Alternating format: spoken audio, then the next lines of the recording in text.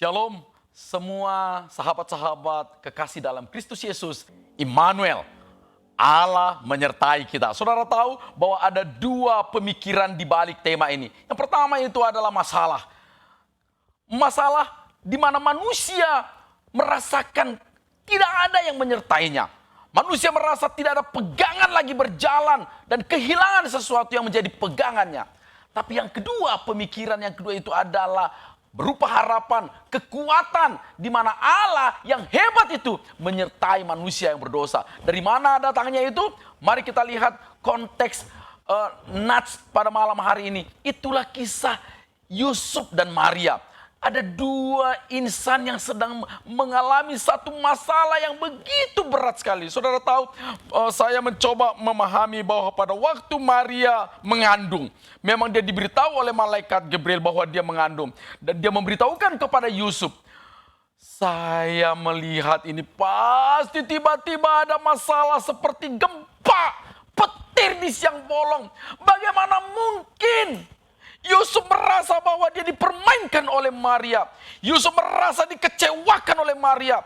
Dan teks ini berbicara bahwa Yusuf hendak menceraikan Maria.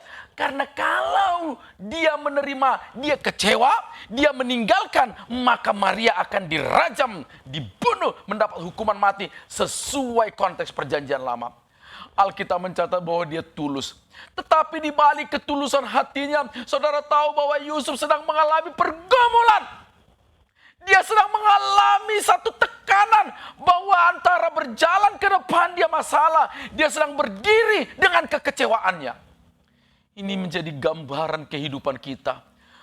Karena dalam banyak persoalan-persoalan yang kita hadapi, ada banyak orang mengalami kegalauan, mengalami tekanan, seolah-olah berjalan ke depan tanpa arah. Dia tidak mengerti mau kemana mau dilangkahkan ini. Kecewa. Ada suami-suami kecewa pada istri. Ada istri yang kecewa kepada anak-anaknya. Ada anak-anak yang kecewa kepada orang tuanya. Ada banyak orang sekarang sedang mengalami situasi yang sangat amat sulit. Kenapa? Tidak ada pegangan. Tidak ada orang yang bisa diandalkan. Tidak ada kekuatan untuk melangkah. Hari ini kita melihat tiba-tiba malaikat itu berkata kepada Yusuf dalam mimpi. Yusuf, jangan takut. Kau mengambil Maria sebagai istrimu. Karena anak yang dilahirkan itu adalah dari Roh Kudus. Saya mau berbicara bahwa apa yang menjadi harapan, apa yang menjadi kekuatan dari tema kita pada malam hari ini. Immanuel itu. Apa ceritanya? Allah berjalan bersama dengan manusia. Immanuel itu, Im itu dekat, Nu kita, El itu Elohim. Artinya Allah dekat dengan kita. Lalu, saudara bisa membayangkan? Allah yang hebat itu dekat dengan kita. Di mana itu terjadi?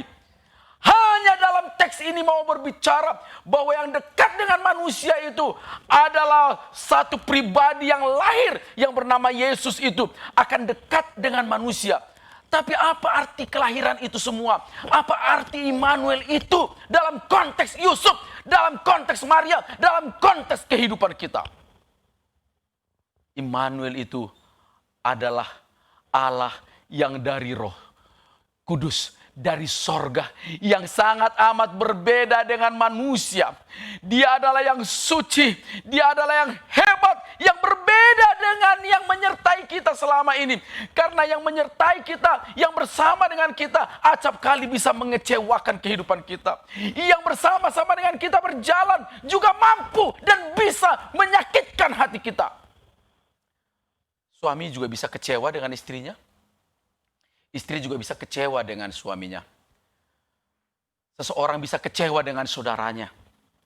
Bahkan orang tua pun bisa kecewa dengan anak-anaknya. Kenapa? Karena mereka semua adalah orang berdosa. Tetapi dia yang datang itu dikatakan, jangan takut. Dia itu dari Roh Kudus. Dia itu suci. Dia berbeda dengan manusia. Yang menyertai kita, yang bersama dengan manusia, yang bersama dengan Yusuf itu adalah yang hebat. Kenapa? Karena dia adalah yang care. Dia adalah yang peduli. Dia yang akan memegang tangan Yusuf berjalan bersama melewati masa kelam itu. Karena itu kita belajar bahwa Immanuel itu maknanya bagi kita, bagi Yusuf adalah yang pertama, bahwa Immanuel itu yang akan berjalan bersama dengan Yusuf dan Maria melewati masa gelap ini. Saudara tahu betapa gelapnya situasi yang dihadapi oleh Maria. Maria sedang bergumul untuk meyakinkan dirinya bahwa benar bayi yang dikandung itu adalah dari Allah. Maria harus menumbuhkan pemikiran bahwa Allah tidak mungkin mengecewakannya. Tapi satu sisi Yusuf juga harus memikirkan bahwa dirinya sedang ada dalam ujung kekecewaan. Tetapi malaikat itu betul menegaskan, jangan takut, jangan khawatir. Jangan pernah engkau meragukan bahwa Allah sedang menyertai engkau dalam wujud satu pribadi yang bernama Yesus. Dia yang suci itu, maka dialah yang akan memampukan kita melewati masa gelap. Yusuf dimampukan Tuhan melewati masa yang gelap, masa yang kelam. Maka Immanuel itu yang pertama bagi kita maknanya adalah agar kita dimampukan melewati masa yang paling sulit sekalipun. Hari ini berita menjelaskan bahwa kita masih tetap bersama dengan virus. Hari ini informasi kita dengar bahwa virus itu semakin merajalela. Orang-orang yang terpapar semakin banyak. Orang-orang yang ekonominya hancur semakin banyak. Orang-orang yang tidak mengerti mau memegang apa untuk menuju masa depannya juga semakin banyak. Orang-orang yang kecewa juga semakin banyak. Orang-orang yang berputus asa juga semakin banyak. Orang-orang yang sakit hati juga semakin banyak. Orang-orang yang tidak lagi menikmati rasa suami, rasa istri, rasa orang tua, rasa saudara juga semakin banyak. Tetapi hari ini ketika Yusuf sendiri di tengah kegalauannya, di tengah gelapnya jalan ke depan, dan dia mau meninggalkan situasi itu, malaikat itu berkata, jangan takut karena dia Immanuel. Dia yang akan menyertai, juga menyertai Yusuf melewati masa gelap ini. Saya tidak tahu masa apa yang saudara hadapi. Mungkin di antara ibu-ibu Dorcas yang pada perayaan Natal ini mengalami masa gelap. Immanuel, Allah sedang menyertai kita. Bayangkan saudara, Allah yang penuh kasih, yang hebat, penuh kuasa, yang mampu melakukan mujizat, sedang berjalan bersama dengan kita. Saya teringat ketika Yohanes melihat suatu pemandangan dalam suatu visi yang besar sekali dalam penglihatannya yang ditulis dalam kitab Wahyu. Ketika Yesus berkata, lihat, aku berdiri di depan pintu, mengetuk dan minta masuk, supaya aku dapat makan dan minum bersama-sama dengan engkau. Wow! Supaya aku bersama dengan engkau, supaya aku berjalan bersama dengan engkau, supaya aku bisa mendengarkan cerita pahitmu, supaya aku bisa mendengarkan cerita sukacitamu, supaya aku bisa bersama dengan engkau, supaya aku bisa menghapus air matamu. Itulah Immanuel. Kedua, makna yang mau kita pelajari dari Immanuel, ketika dia berkata, malaikat itu berkata bahwa itu datang dari Roh Kudus. Jangan takut mengambilnya. Jangan takut mengambil Maria sebagai istrimu. Karena rancangan Allah yang luar biasa ke depan adalah mau menjadikan Yusuf dan Maria menjadi alat di tangan Tuhan. Tentu Yesus yang lahir itu tidak mungkin dikatakan bahwa dia anak lahir dari perempuan sundal. Enggak. Dia lebih baik dikatakan anak dari si tukang kayu. Dia adalah anak yang terhormat. Saudara tahu bahwa Immanuel itu ingin menjelaskan rancangan Allah. Maka kalau Allah bersama dengan kita, kita akan dijadikan bagian dari rencana dan rancangan Allah. Halo? Kita bersama dengan dia bersama dengan kita. hendak menjadikan kita masuk dalam rancangannya. Amin. Perjalanan ini adalah perjalanan rancangan Allah. Maka kalau kita berjalan bersama dengan Dia, kita sedang memasuki dan sedang berjalan dalam rencana Allah. Betapa banyaknya di luar sana hidup tanpa ada dalam rancangan Allah. Berjalan sendiri, tidak tahu mau kemana. Maka kalau Immanuel tidak mungkin berjalan di jalan yang salah, saudara. Maka kalau Immanuel itu kita tidak mungkin bersama dengan pribadi yang salah. Kita sedang menuju satu masa, satu keadaan, satu tempat yang benar, yang tepat. Maka jangan pernah kecewa. Yusuf tidak pernah kecewa. Jangan pernah engkau kecewa, Yusuf. Malaikat itu ingin menegaskan bahwa ini dalam rancangan Allah. Pernahkah engkau berpikir bahwa sesederhana apapun yang kau lakukan, itu adalah bagian dari rencana dan rancangan Allah? Pernahkah engkau berpikir bahwa apa yang kau lakukan sekecil apapun itu adalah bagian dari rencana Allah? Hal sederhana yang kau putuskan adalah bagian dari rencana Allah. Ketika engkau berjalan bersama dengan Dia, apapun itu. Maka Yusuf memutuskan, disuruh digerakkan oleh malaikat itu. Jangan sampai engkau salah mengambil keputusan. Berjalan bersama dengan Dia adalah keputusan untuk mengambil Maria sebagai istrimu. Dan mengatakan kepada masyarakat, Maria, tunanganku itu adalah istriku. Dan saya bertanggung jawab pada kehamilan itu. Enggak gampang. Dia bertanggung jawab menghadapi realita itu. Sesekali engkau berkata kepada masalah, aku bertanggung jawab pada masalah ini. Aku bertanggung jawab pada kegagalanku. Aku bertanggung jawab pada dosaku. Aku akan menyelesaikannya. Itu bagian dari rencana dan rancangan Allah. Itu artinya bahwa Immanuel itu menghantarkan kita kepada satu tujuan.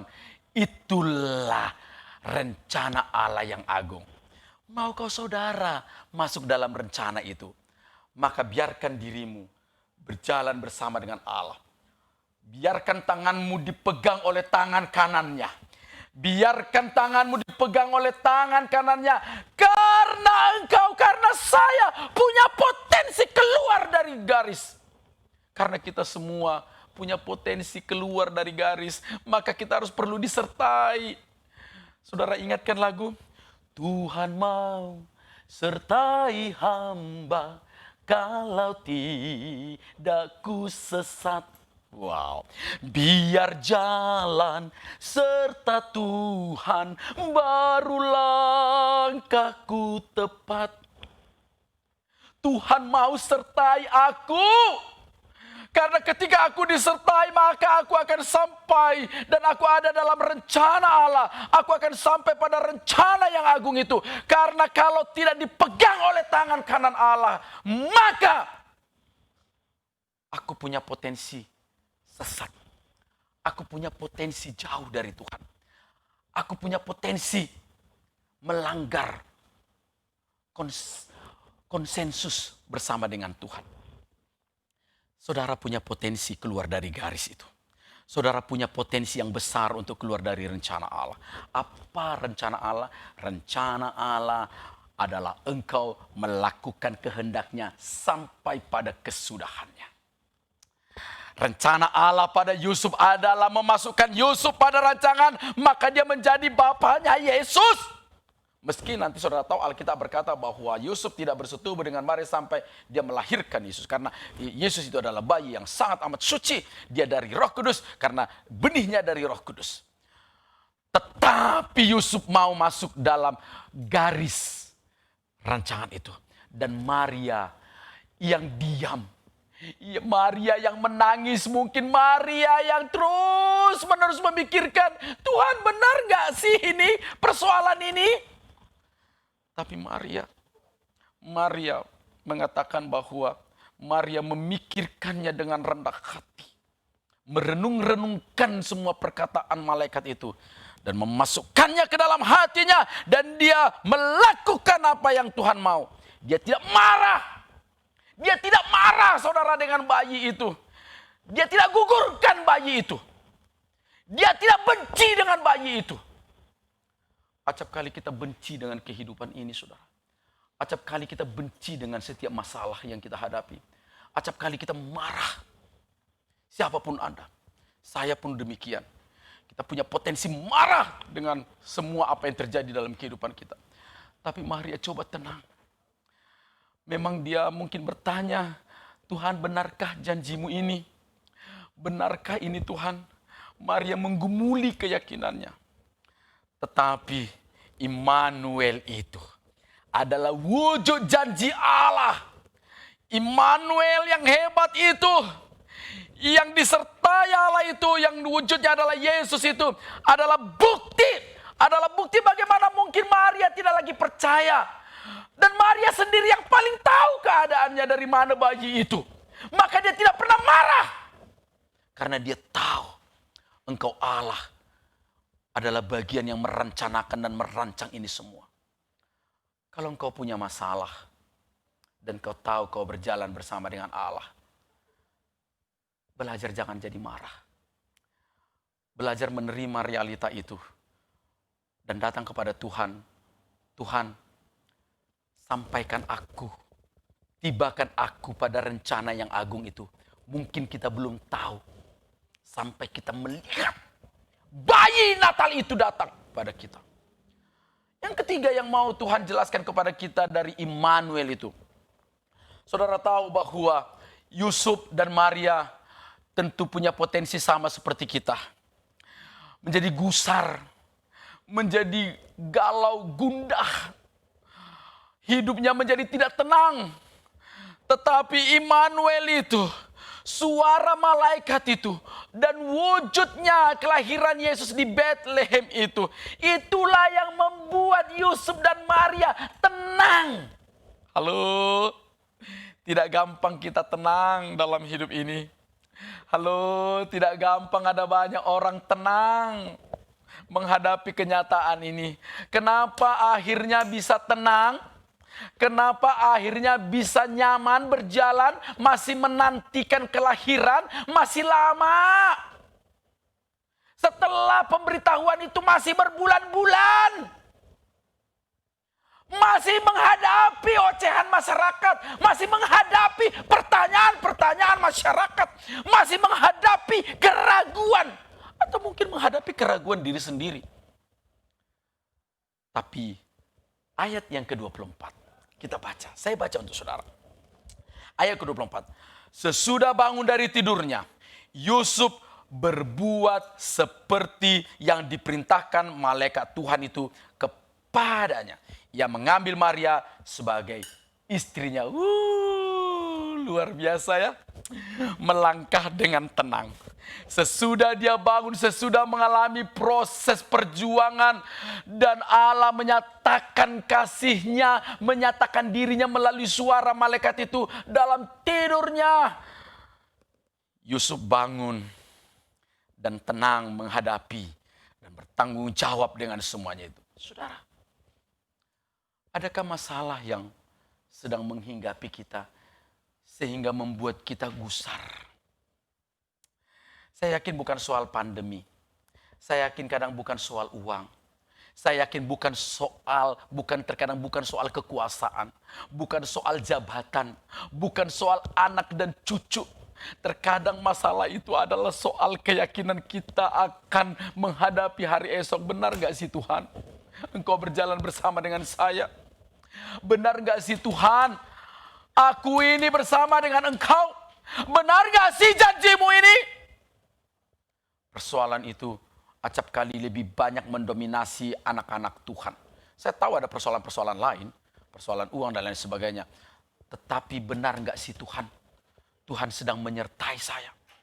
Ini yang membuat Yusuf dan Maria ketika mengambil keputusan itu dengan tenang menghadapi kenyataan apapun itu. Saudara, kenapa orang bisa tenang? Itu karena ada jaminan. Begitu ya. Orang mau menyekolahkan anaknya, dia tenang, nggak apa-apa. Nggak masuk perguruan tinggi negeri, nggak apa-apa. Di swasta nggak apa-apa. Toh anak saya ini sudah saya asuransikan, nah, kan begitu ya. Ada jaminan asuransi. Oh nanti sakit, nggak apa-apa. Oke kita hadapin, nggak peduli, nggak apa-apa. Nanti saya sudah ada asuransi kesehatan, VIP, kemudian semuanya ditanggung. Ada jaminan. Immanuel itu adalah insurance. Immanuel itu adalah jaminan. Allah menyertai kita itu apa jaminannya? Itulah Yesus. Maka kalau engkau melihat Yesus sampai ke kayu salib, tidak mungkin Allah menipu kita.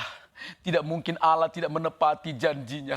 Kalau dia sampai ke kayu salib dan engkau melihat dia disalib, mungkin dia secara pribadi nyatakan kasihnya kepadamu dan berbicara, bagaimana mungkin aku tidak peduli dengan engkau.